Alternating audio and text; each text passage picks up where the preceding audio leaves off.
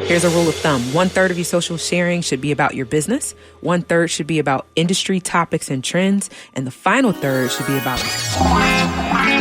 This is Blair Durham with Black Wall Street Today, your media hub for all things Black entrepreneurship, politics, news, and events in Hampton Roads and beyond.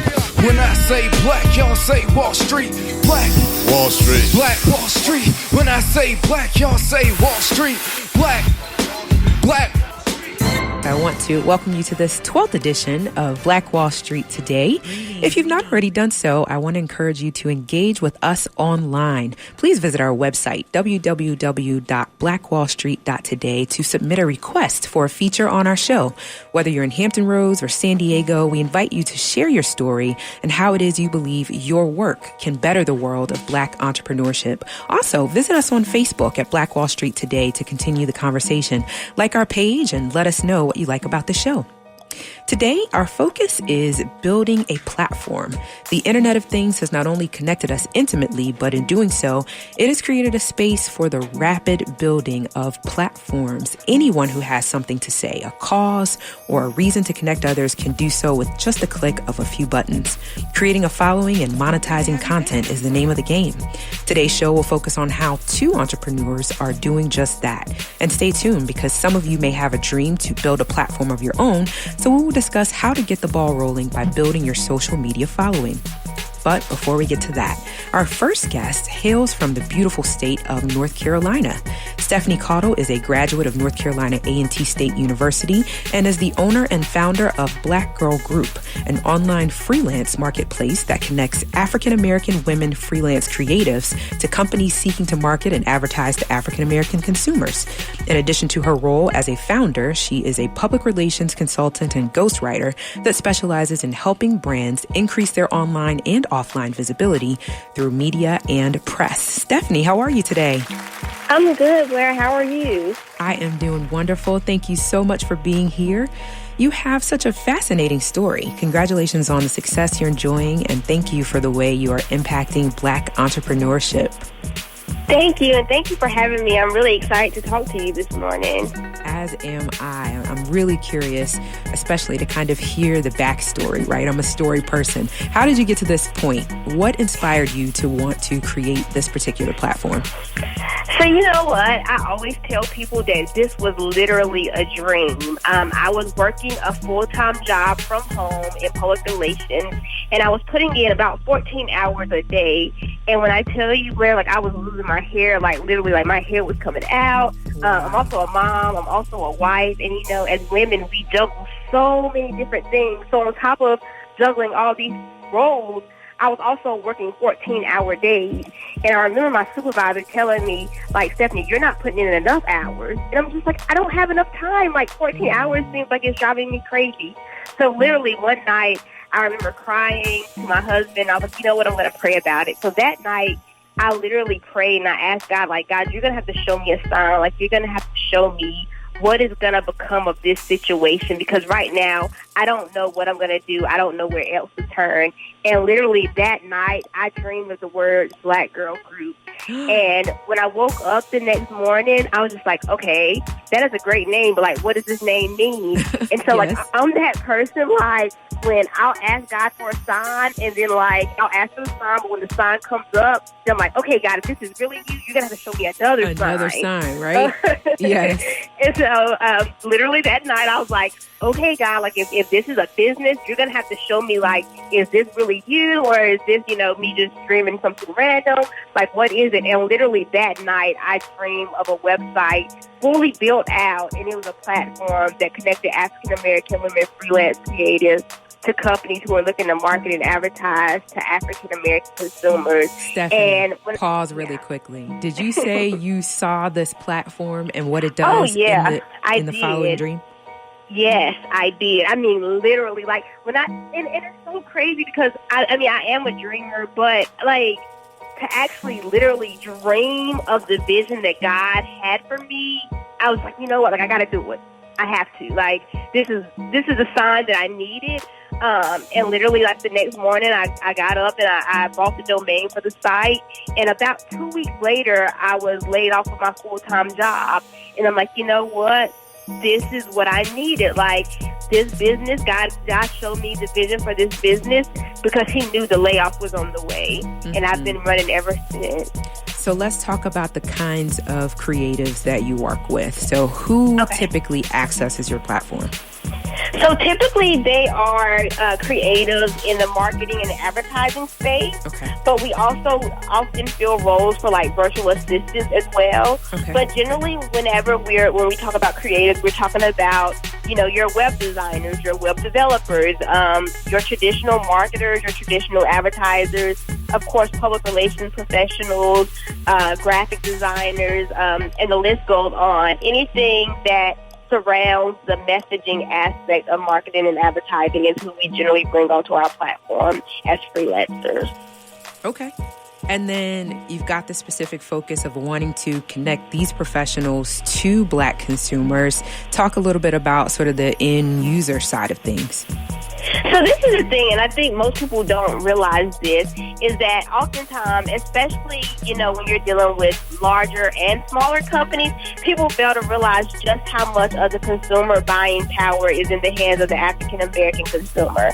And so they often think, you know, hey, maybe we'll add a rap song to one of our commercials, or hey, maybe we'll put some cute lingo in that will attract African-American users. But when you actually come in and you analyze their marketing and their advertising and their creative teams, you recognize that their teams only make up about 3% of African Americans. In fact, like whenever you go and you do the math on the marketing and advertising industry as a whole, the African American employer rate is only at 3%, and that's both men and women. And so, let me make sure I got that right, Stephanie. You're saying that 3% of who is African American? Just want to clarify. African American advertising and marketing employees, period. Oh, so only 3% of those that work for advertising and marketing firms are actually African American. Yes. Got it. Okay. So but you're at saying, the same time, we control the spending power. Right. And so the numbers just don't add up. And so we really, really, really target our end users as being companies who are trying to target this growing audience, which is African-American consumers, and just don't have enough African-American people sitting at their tables. Got it. So you're able to come in almost as a consultant to help. Yes, absolutely. Absolutely. I think it's brilliant. Yeah, and you know what, and it's so crazy, Blair, because a lot of these companies, they'll come to me and they often say, like, we don't know what to do, like, we're not racist, we love Black people. And I'm like, you know what, I know that you love Black people, I know that you want to reach them, but in order to effectively reach them, you're going to have to do a little bit more. Like, you're going to have to come on and connect with people like our platforms. You're going to have to go out to, you know, the North Carolina A&Ts, the Hampton Universities, and start recruiting at some of these HBCUs if you really want your team to reflect the market that you're trying to reach. Ladies and gentlemen, if you're just tuning in, this is Blair Durham with Black Wall Street Today, and we're having a conversation with Stephanie Caudle, who is the founder of Black Girl Group, about just how it is that her company helps fill a gap in the marketplace by placing marketing professionals and various other creatives with the consumers that are actually looking for African Americans to work with, or they're looking to connect their products and services to the African American consumer.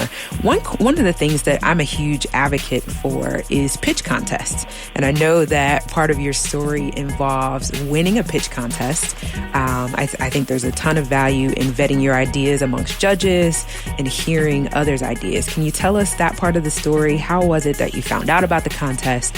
And then what happened after that? Yeah, so that was a crazy experience, that's for sure. So within my first year of business, I entered a pitch competition, and it was actually a video pitch competition for Black Enterprise. They have a summit every single year called Tech Connect, where they bring in tech professionals from across the country to Silicon Valley, just for the opportunity to be able to explore what opportunities are out there for us as Black founders.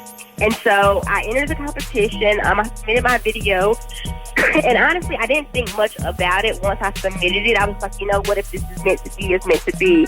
Yeah. But as the time started getting closer and closer to them announcing the winner, I literally started getting ready for my trip to Silicon Valley. Like, I hadn't been told I was going to win, but I started telling my family, like, oh, we're going to Silicon Valley in a few.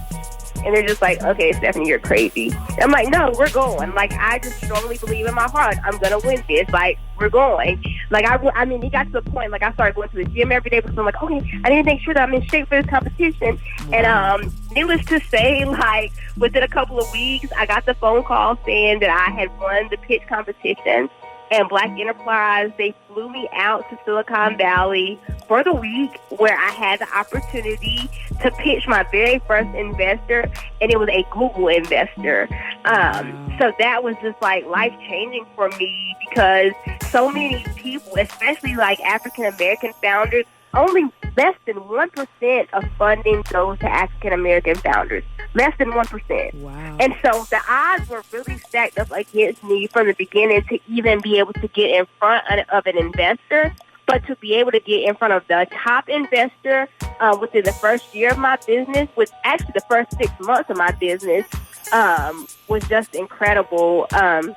I did not receive funding that day, but I received a ton of valuable feedback from the investor that totally changed the course of my business and the course of my life, that's for sure. So how stiff was that competition in terms of even getting to go to Silicon Valley to pitch your business? Oh, it was really steep. I was told that I was up against about 500 other founders. And and somehow, some way, they believed in me, they believed in my vision, and they were just like, hey, we're going to give this girl a shot, and I'm really glad they did. Mm-hmm. Talk a little bit about the experience once you got there. I am grooming literally dozens of entrepreneurs to participate in a similar competition, so I really want to hear kind of the nuts and bolts of what that process was, how you prepared, what the feedback was like. Okay, yeah, so the pitch competition that I did was a little bit different from your traditional pitch competitions. I have done the traditional pitch competitions before where you go on stage and you pitch in front of, you know, a room full of judges and also your peers, and then they just select the winner based off their other pitches. Mm-hmm. But this particular pitch competition, once I submitted the video, I won that competition. They flew me directly to Silicon Valley, and they set up a meeting with me, with a VC by the name of Tony, which he's one of the top African-American investors in Silicon Valley with Google. And that entire process, okay, so in order to prepare for it, I really didn't know what to do, honestly, because this was my first time ever stepping foot in front of an investor, but I treated it just like I would if I was going on Shark Tank. I literally studied other people's presentations to see what things worked on Shark Tank and what things didn't work. But one thing that I can honestly say, Blair, that I wish I would have prepared more for was being able to walk in the room and give them a number on how much money I felt that I needed as a founder in order to be successful. I definitely made a rookie mistake. I didn't know because, like I said, I had never even stepped foot in a room with an investor before. And I had just started my business, 6 months earlier. And I remember the first question he asked me was, how much you raising money for? Wow. And I looked at him and I was just like, I don't know, maybe about 50,000. Right. And he was just like, I'm going to stop you there. He was like, you don't come into a meeting with an investor saying maybe 50,000. Like, we need to know how you made money before, how much traction you have, how many users you have on your platform, and exactly how much money you need and when you're going to get that money back to us, plus more.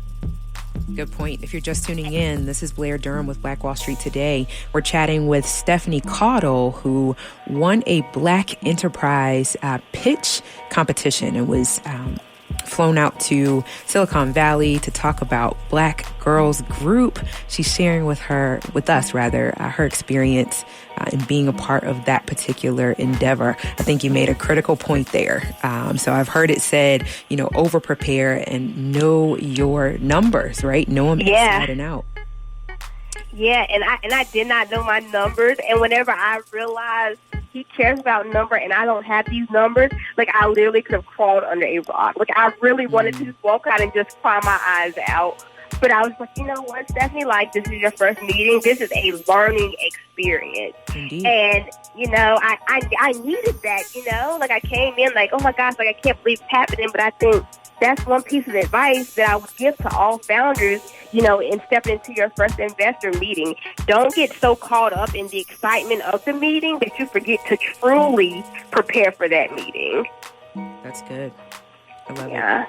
So let's circle And back. also, can I share one more thing with you about that experience, too, is that at the end of my meeting, I remember the investor just pulling me to the side and saying that he really felt that I had a great vision. But he did say to me, he said, as founders, he said, I often think that a lot of you guys think that you have to raise money. He said, some of you don't have to raise money for your business. He said, some of you can literally just start your business and start making money, and the money would fund the business itself versus you chasing money. Because once you take an investor's money, the stakes go up because they want their money back. So they're going to be on you all the time, trying to figure out, where are you? Where's my money? Where's my money? He said, if you're not comfortable with someone always breathing down your throat asking for their money back, then maybe, you know, investment isn't for you. He said, because it's not for everybody, but there's this whole misconception out now that, hey, if you're a startup founder, you need to be raising money. And at the end of the day, that's not always necessarily true. Great takeaway. Yeah. So you mentioned the vision. You said that the investors could tell that you know, had a very clear vision and that it was something that was attractive. What is the vision for Black Girls Group?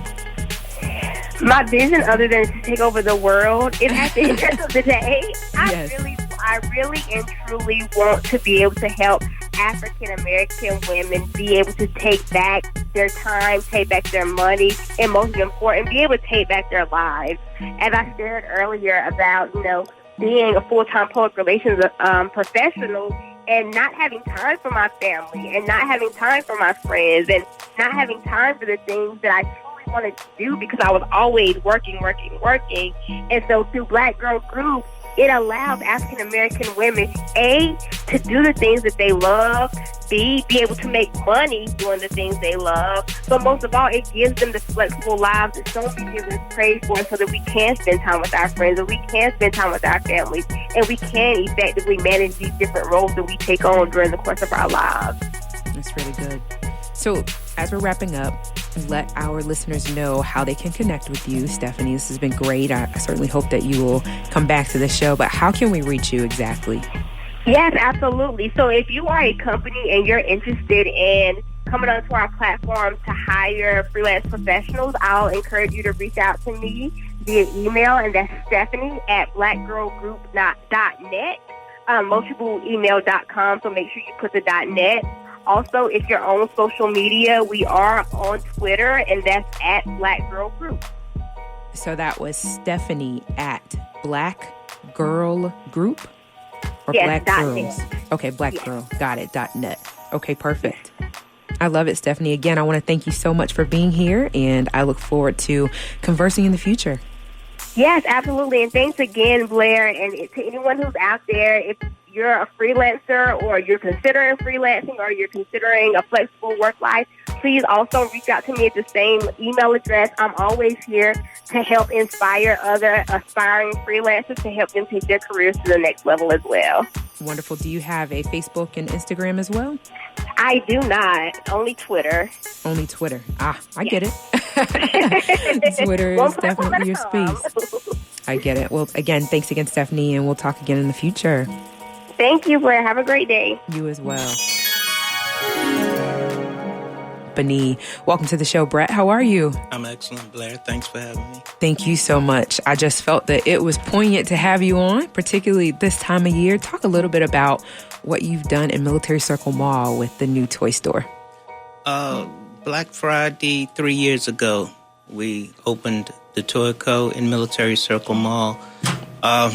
We just knew that it was something else that would bring more and a diverse group of people to the mall. That was kind of what we're trying to do, trying to save Military Mall. I love it. That's what it was all about, something different other than what's already there. I don't think your timing could have been better, though. I'm sure you weren't necessarily anticipating Toys R Us going out of business, but you're right there in that space to capture that audience. Right. Definitely 3 years ago, we had no idea that they were going out. And can't even say yet that impact, how it's going to impact us with them going out, with people's mindset, and still not knowing about Military Circle Mall. Sure. We're doing our best, getting ready to go on air with some advertisements to try to make people know that we are there for them and got a well-stocked store for toys this year. Definitely well-stocked for every age range, right? So you've got something for newborns all the way up through, would you say, teenagers? Teenagers and adults buy as well, the collector games and, okay. Yeah. Wow. Yeah, say a little bit more about some of the things that the store features and what a new customer could expect to experience. We've got just about everything from bicycles, just about everything that you would see in a traditional toy store. However, we see an older crowd coming in talking about the old style games and toys that we still do carry. Mm-hmm. We have kind of an old school approach. Okay. And you see so many people coming in and so happy to see a lot of games that they saw when they were kids 50 years ago. So that's kind of like what it is. But we stock just about everything from pranks. That's been a real good deal for us. Pranks? Yeah, pranks. Wait, give me an example of a prank. Are we talking about like whoopee cushions? What are we talking about? Yes, exactly. And the buzzers that you put in your hand when you shake people's hands. Wow. Pulling chewing gum out and getting shocked. We have all sorts of pranks. All of that stuff. Yeah, that are driving that sounds crazy. like fun. Mm-hmm. Okay, and what are some of the games that you mentioned as well that people are looking for from their past? All the things from Operation Monopoly, Trouble. I can't even tell you all of the games, but they're your traditional. Some of the stuff that you might have to find online, it sounds like you have in your store. Exactly. Okay. Exactly.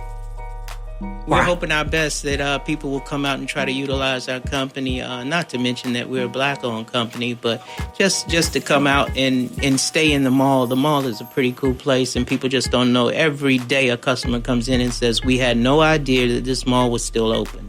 So, wow, yeah. That's huge. Yeah. I know, too, the last time I was in the store, you have, what are the tracks called that are set up where folks can race their mini cars? What are those called? I can't even tell you the name of them. We just get them in and get them out. I hadn't seen those in so long. That's cool.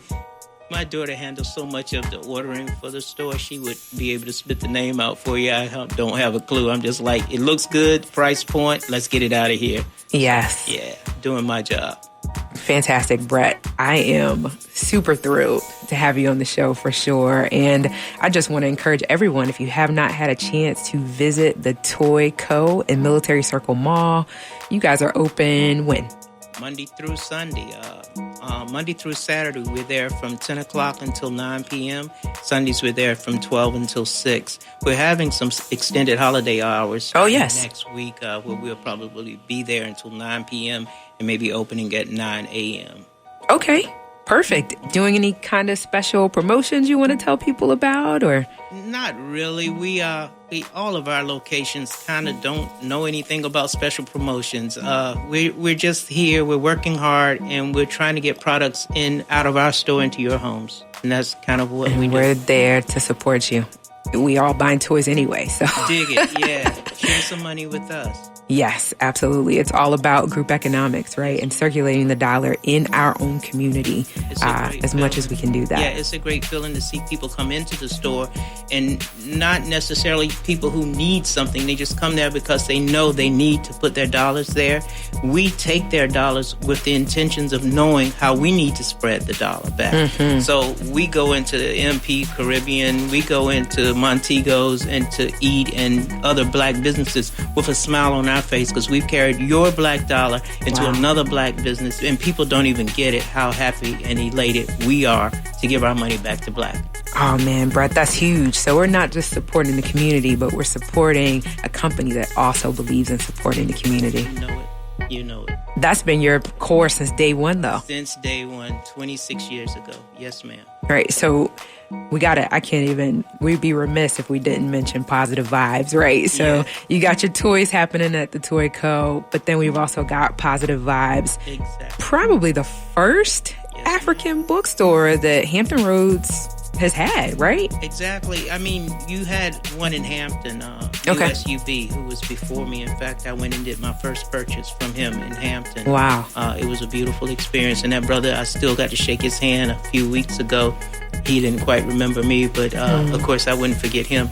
But yeah, Positive Vibes is still there, going on a 23rd year of being there in that same location.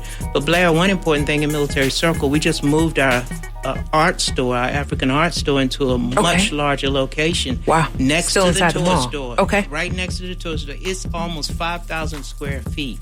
Wow. It is huge, and it's like 4 times the size of our first store. So please come out to the mall. Congratulations. Military Circle Mall. Thank you. So we got books, we got art, we got toys. Yes, ma'am. You got the gamut as We're far as the doing our retail best. piece. Yeah, we're trying very hard. Cosmetics is a big feature for us now. Brushing your teeth, deodorant, natural products that we're trying to bring in, from mouthwash to deodorant is something that's helping to keep us alive. How can we connect with you? Give us social media, give us phone numbers. Okay. Obviously, we're going to come visit your storefront, but sometimes folks like to call ahead. I know I called ahead to see if you guys had either a chess set or a bingo game, had great customer service experience. So just let us know. Cool. The at Positive Vibes VA is one of the coolest ways that we're always online for Instagram, and that's at Positive Vibes VA. Then you have our Facebook page, which is Positive Vibes on Facebook.com. We also have PositiveVibesVA.com online as an internet store as well. PositiveVibesVA.com. Listeners who are out of the area, we also do Amazon. You can locate us on Amazon and just look under our store, Positive Vibes, on Amazon. We have a huge amount of books and DVDs on Amazon as well. Look for our name, Positive Vibes. Positive Vibes on Amazon. I'm making a note of that. I had no idea. Okay. Wonderful, wonderful. Well, this has been great, Brett. Thank you so much. I look forward to having you back on the show in the future, and much success to you in this season and beyond. Thank you for the work that you do. Thank you for the opportunity, Blair. Absolutely. We'll talk soon. All right. Of his life's work, he's helped guide in excess of 400,000 individuals to build home-based businesses. I believe that gives him a very unique vantage point, and that's one of the reasons we have him as a guest on the show today. How are you, Mr. Alvin Curry? Good afternoon, Ms. Blair. How are you doing today? And to the audience here, how are you all today? Doing exceptionally well. Thank you so much for being on the show, and thank you for your work. I appreciate the opportunity to be here today, and to all your listeners, Merry Christmas to you all, and the most prosperous of 2019. But thank you for having me today. Yes, sir. So I want to jump right in. There's a lot that you do with My Econ that I believe our listeners need to hear about. Talk a little bit about the principle of personal financial success. What does that mean exactly? Okay, thank you. First and foremost, let's think about how prophetic the name is, My Econ, and that's short for My Economy. Now, here's the thing that I've learned in the 32 years that I've been in the financial service industry, is that most people really don't talk about how a person actually fix their lives. They try to sell them an actual product. So we need to talk about what is personal financial success. And that's when you have enough cash flow, enough money to supply you your entire lifetime. Now, we've been taught in our lives to go to school, get a good education, get a good job, work hard, keep your nose clean, and things are going to work out. Well, all we have to do is look at some people. I like that. Keep your nose clean. And see if we're gonna be okay. Follow the people who have already retired, who follow that path religiously. And I'm not telling you we shouldn't follow it, but look at how they are retiring today. And that's not a pretty picture. So here's what we say that personal financial success is. When you have enough money to last during your working years, which if you're in the 30s, 40s, 50s, or whatever, you're working that job, you have enough money to supply whatever lifestyle you like to have. But at some point, when you retire, you're going to need an income source. And at that point, you're only going to have income from whatever you built while you were working, whether that was your 401k plan or whether you built some type of business that supplies you income when you do not work. Each person must understand and make a determination before they reach the retirement age. When I retire, where will I get enough money to maintain my lifestyle. So we teach people how to do that during their working years and during their retirement years. Alvin, I think it's great. Let me ask you this. Could you give us an example? So let's talk about some round numbers. Let's say a person who maybe desires an income for life of $75,000 per year. Okay, that's a great idea, because we see $75,000 as a good, solid household income. Okay. It's not getting wealthy, but that's a person or a family who go out and have a good job in our communities. They may work for the government. They may work in your area. There's something like, say, the shipyard or something like that. Okay. It's not too difficult to make $75,000 a year. Now, when you make that $75,000 a year, you get up and go to work every day. Well, when you get ready to retire, you need to set aside approximately $750,000, more specifically, I think, $1.5 million in order to be able to retire, because now $1.5 million at 5% return on an investment will give you the $75,000 you need a year. Now, let's break that down, Mr. Curry. I just want to make sure everyone's following. You're saying in order to have $75,000 a year coming in, it wouldn't be safe to retire until we had $1.5 million in a nest egg, such as a 401k. Okay, let's Is that what look you're at saying? it. Okay, I absolutely what I'm saying. So let's look at it, okay? Many people will say that, okay, if I got $200,000, $250,000 saved in my retirement account, I'm going to be okay when I retire. Well, okay, we have to ask ourselves, if we're going to spend continuously $75,000 in our retirement years, because many people today are taking care of their grandchildren. Many people today refinance their homes, and they still have a full load of debt when they reach retirement. And many people who have worked in, say, government-type jobs and different things like that, they have early retirement, which is to say they retire somewhere in their late 50s, early 60s. So now they still have a lot of debt when they go in retirement. So I need $1.5 million. So if I get 5% return in an annuity or in a mutual fund or whatever, now I can take that money and replace my working income. If I don't do that, where will I get 1.5? Where will I get 75,000 from once I leave the job? The job is not going to give me that in retirement dollars. They're going to give me somewhere in the neighborhood of approximately 30 to maybe 40% of my base income, which in many cases could be somewhere in the $30,000 to $35,000 a year income. Well, that simply is not going to do, and that's why we see so many elderly people having to return to work after they have retired. And that's really a sad thing. For those of you that may be just tuning in, you're listening to Black Wall Street Today with Blair Durham. We're with Mr. Alvin Curry now. He is one of the founders of My Econ, which is a platform that teaches people how to get out of debt, really pay less in taxes, and build wealth. We're talking about how it is we can accumulate the $1.5 million that's necessary in order to really retire. So I think what begs the question, or what comes to my mind after hearing what you just said, is what percentage of people are actually able to accomplish this goal of saving over $1 million? Okay, that's a great question. Now, according to the U.S. Census Bureau, right now today, only 4 out of 100 people have enough money to retire and maintain their quality of life during their working years. Now, that really, Blair, kind of blew my mind when I read that statistics, because I am a person who grew up, I'm a baby boomer. I grew up in the early 60s in northern Mississippi, so I saw a lot of things that happened during the 60s. A little young, didn't really understand all of it, but that blew my mind. We are 50 years removed from affirmative action decision of 1968, integration and all of those things. So people have gone to school, went to colleges, have great education, have had great jobs, have worked hard, and now people of my generation, they find themselves preparing to retire. And I travel this country all the time. I've done it now for 30 years, and I find people who are nowhere near prepared for proper retirement when they do it. So it really blew my mind because it's only 4 out of 100. You think about that number, that is astounding. And so many people are struggling in this country today. So we have a different statistic.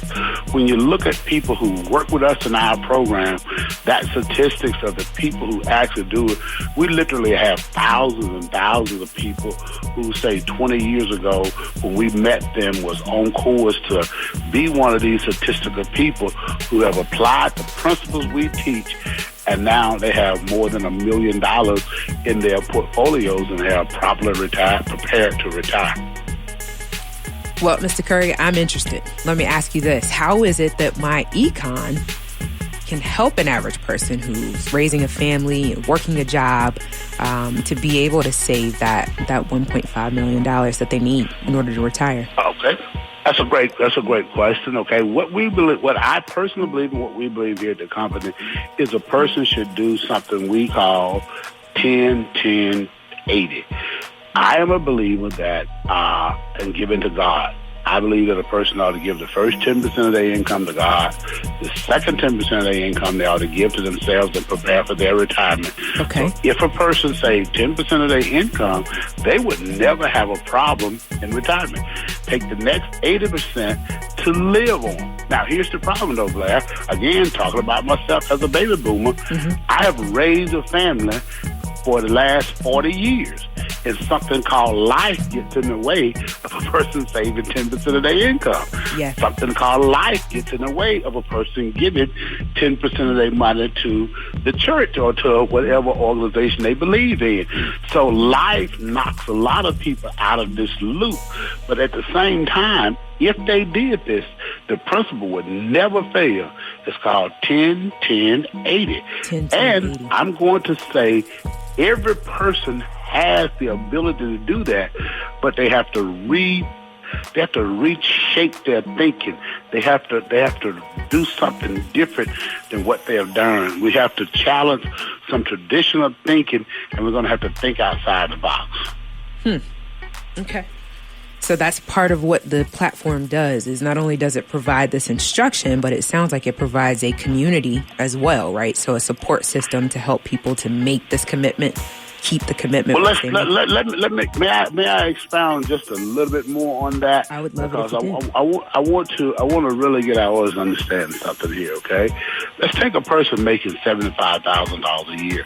Okay. And to any of our audience out here that's listening today, look at your last pay stub, because we're near the end of the year, and look at how much federal and state income taxes they took out of your check.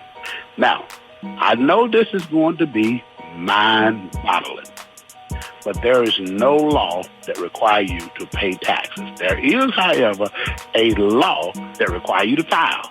There is, however, a law that says if you owe taxes on all the money you earn. However, there is another law that overrides that law that says if you have enough deductions, which some people call loopholes, if you have enough of these, you can offset any taxes that you may owe. Let me interject right there, Mr. Curry. I want to make sure anybody that maybe just tuned in knows what we're talking about.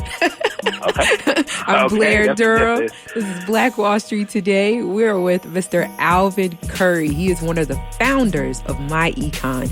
He and about 100,000 representatives are teaching folks how to get out of debt, how to pay less in taxes, and how to build wealth. And so right now, he's setting us up to learn how it is we can really manage that tax scenario.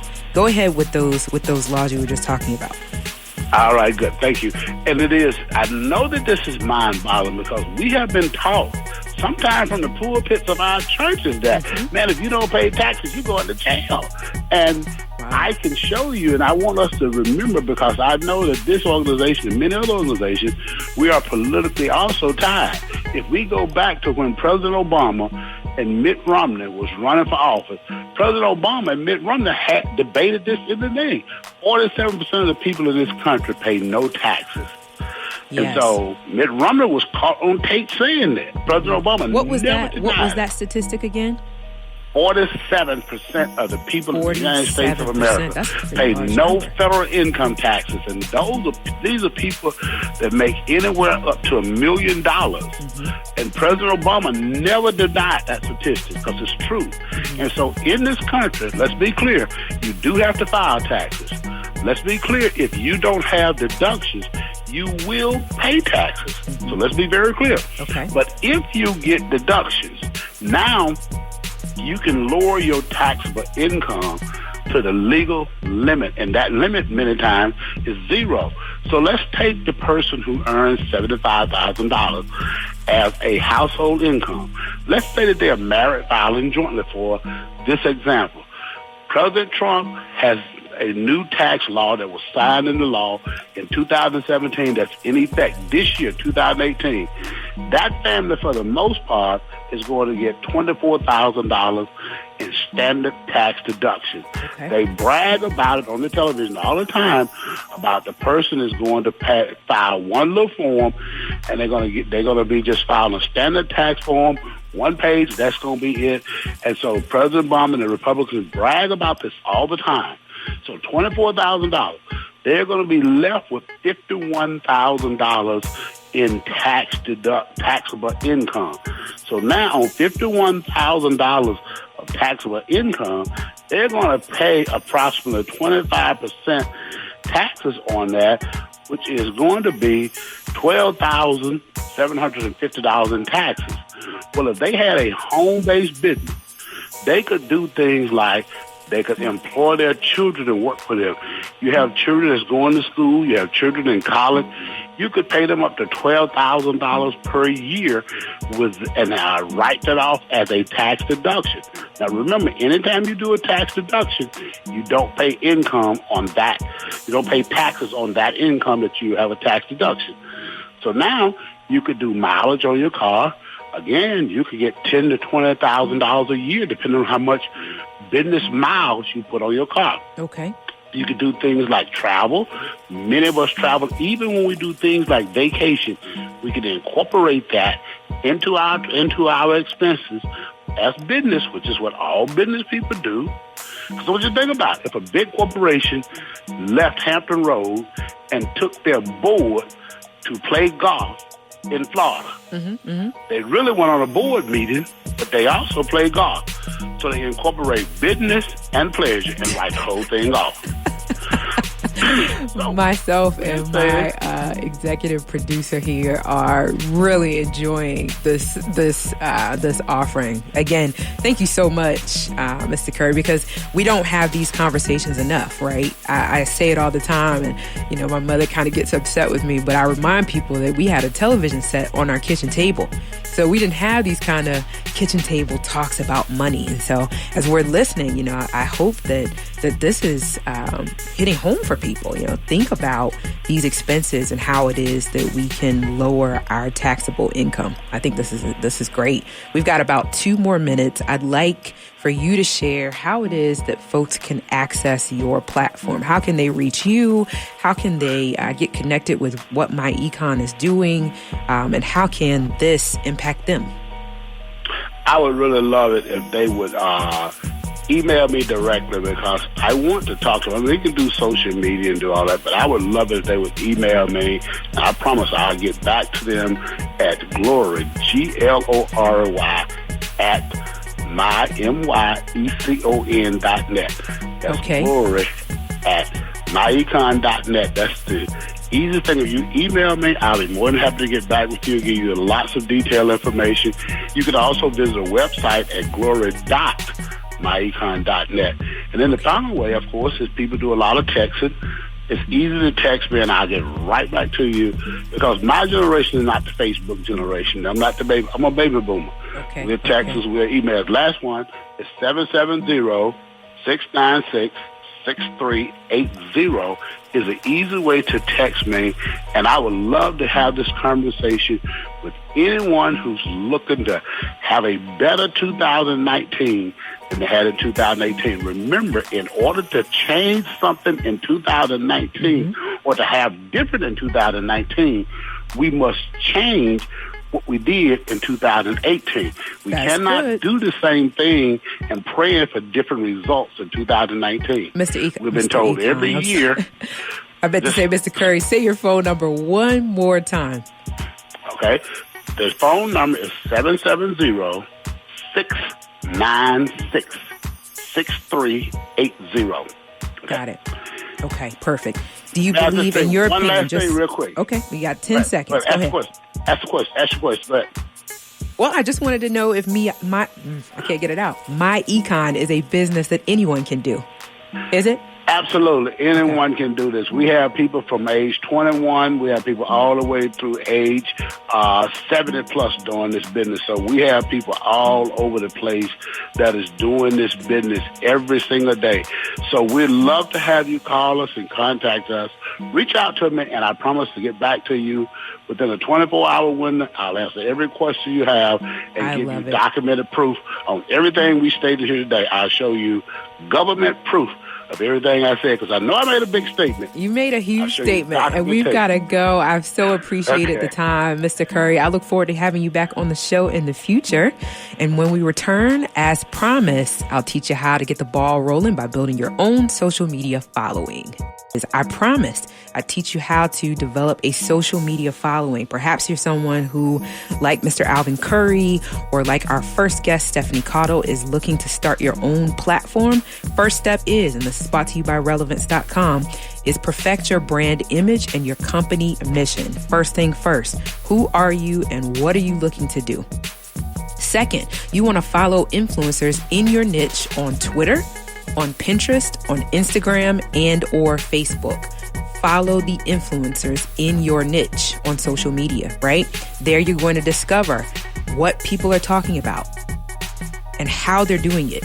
Third, you want to start building your community on social media. You're going to send personal messages to some of your friends and family, asking them to like your page and to follow you on social media. You definitely want to send an email to your existing client list. That's another piece. If you don't have an email list, start to develop one. Fourth thing is post relevant and interesting information on your social media accounts. Keep them updated. If your company has a blog, don't just regurgitate what's already on the blog to social media. You need to post other relevant information from other reputable sources. Here's a rule of thumb. 1/3 of your social sharing should be about your business. 1/3 should be about industry topics and trends. And the final third should be about you or other interesting and funny news or events. And step 5, interaction with your followers. People follow you because of who you are. Yes, they want to know what you're tweeting, what you're sharing, but they're really invested in you. So reply to your followers, retweet them when it's relevant to your brand, and add your own comment in the retweet. Create lists on Twitter for specific niches if you don't want to follow everyone. You should follow someone who contributes to your knowledge and is helpful and insightful. Use humor. You definitely want to share funny photos, funny videos. People love humor. They want to know that you're engaging, that you're human, that you're witty, and that you're helpful. And the last piece is, and I've talked about this before, is find hashtags around your brand and use them. For example, if you're in the travel industry, you could use hashtag Travel Tuesday to find new potential community members. Use hashtags to engage in Twitter and Google Plus chats that are relevant to your brand. I have been Blair Durham. This is Black Wall Street Today. Appreciate you tuning in and look forward to talking next week. Stay with us online at Black Wall Street Today on Facebook and Black Wall Street Today on Instagram, and then follow us on Twitter as well at BWS Today. We look forward to talking again next week. Have a wonderful week. I have said, and I will continue to say, that the most important priority for the Black community is the Black community, not a particular political party.